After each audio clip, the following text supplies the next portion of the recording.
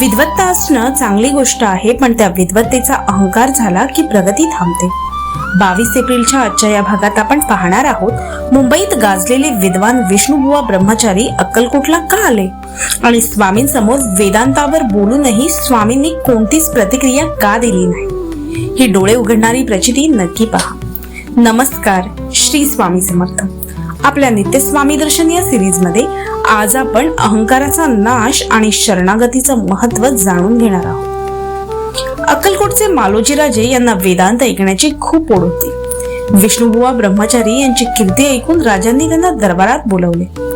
बुवांनी आपल्या अमोघ वाणीने वेदांतावर व्याख्यान दिले. राजांना ते खूप आवडले.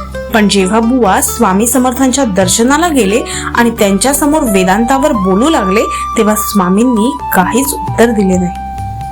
बुवांना वाटले स्वामींना काहीच कळत नसावे, उगाच त्यांची कीर्ती झाली आहे, आपण त्यांच्यापेक्षा नक्कीच श्रेष्ठ आहोत असा अहंकार त्यांना झाला. पण त्या रात्री बुवांना एक भयानक स्वप्न पडले. त्यांच्या अंगावर हजारो विंचू पडत होते आणि त्यांना दंश करत होते.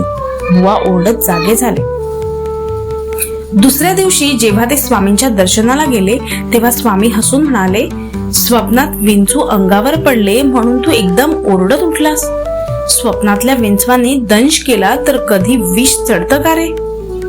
अरे तू तर पढत मूर्ख आहेस. वाचलेलं संदर्भ सांगून भगवंत दर्शन घडतं का? स्वामींचे हे बोल ऐकून बुवा थक्क झाले. स्वामी अंतर्यामी आहेत हे त्यांना समजले आणि त्यांच्यातील अहंकाराची पुटे गळून पडली. ते स्वामींना शरण गेले. स्वामी म्हणतात, मीपणाचा अहंकार हा विंचवाच्या विषापेक्षा जास्त दाहक असतो. जोपर्यंत तुम्ही स्वतःला श्रेष्ठ समजता तोपर्यंत अध्यात्मात प्रगती शक्य नाही. स्वतःची सुटका या मीपणाच्या विळख्यातून करून घ्या. संतांच्या सहवासात राहा, त्यांचे विचार ऐका, मगच या मानवी आयुष्याला सुंदर आकार मिळेल. त्यासाठी नामस्मरण हा एकच उपाय आहे. स्वामी म्हणतात, भिवू नकोस, मी तुझ्या पाठीशी आहे.